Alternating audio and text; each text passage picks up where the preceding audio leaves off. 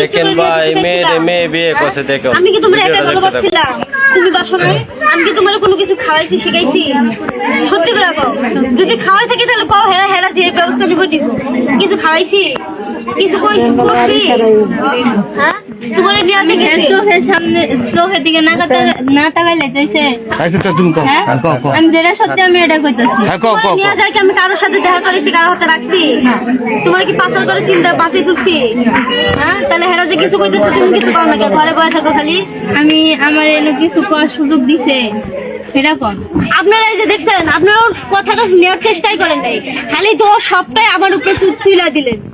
মানে আমার কেউ নাই দেখে আমার উপরে তুলে দিলেন। আর হ্যাঁ সব আছে দিতে এক দেশ থেকে আরেক দেশে নিয়ে আপনি কথা কন না। শোনো এই মেয়ে শোনো, তুমি একটা মেয়ে ও একটা মেয়ে, হ্যাঁ মেয়ে কোনদিন বিয়ে হওয়া শুনছিলে? বিয়েটা ঠিক আছে, ও তো রাজি আছিল। আমি তো ও রাজি হলে তুমি না তুমি বুঝাইছিলা যে হয় না? আরে ও তো না বলো, তুমি তো বুঝো। তোমার বয়স কত? ওর বয়স কত? বিয়ে হইছে দুইটা।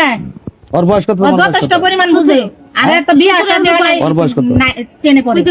তাহলে ছোট পোলাপান তুমি ওর সাথে ও যখন বলবো আচ্ছা ও তো এরকমই বুদ্ধি হয় না একদম। তোর তো দুইটা বিয়ে হইছে, তোর আমি কত ভুলে আপনি বললেন না এমনই তো মাথার মধ্যে ওর তো কোনো বুদ্ধি একদমই নাই। আচ্ছা আছে তো আচ্ছা বুদ্ধি নাই। শোনো, সর্বশেষ তোমাকে তোমার দুইজনের আলাদা করা হবে।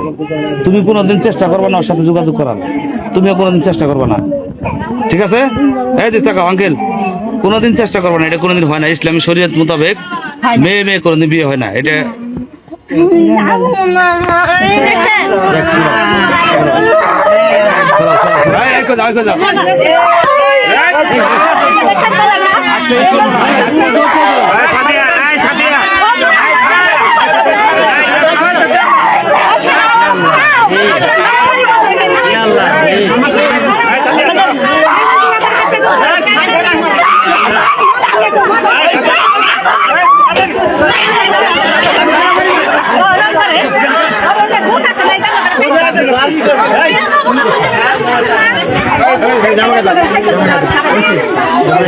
বললাম না